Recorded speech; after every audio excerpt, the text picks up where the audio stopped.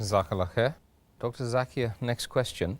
Doesn't there seem to be a contradiction in the Quran when it mentions in several verses that everything happens by the will of Allah? And furthermore, in one verse, the good is from Allah and the bad or the evil is from yourself. There are many verses in the Quran which mention that everything happens with the will of Allah subhanahu wa ta'ala, as we discussed in the earlier answer.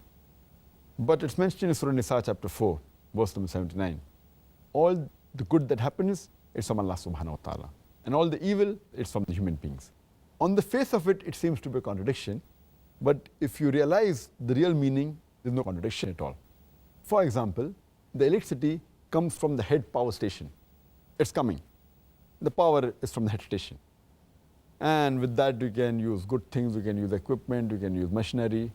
But if we put our finger in a live wire, we will get a shock. So the power is from the headquarters, head electric station.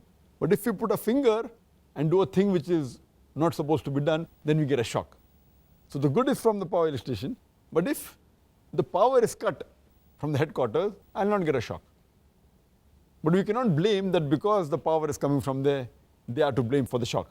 It is me who has put the finger in live wire. So I am to blame. But the power is coming from the head electric station. Let me give you another simpler example. That the father is the head of the family. He earns and he spends on the family. So he is responsible for everything that is spent. But at the same time, he gives pocket money to his son.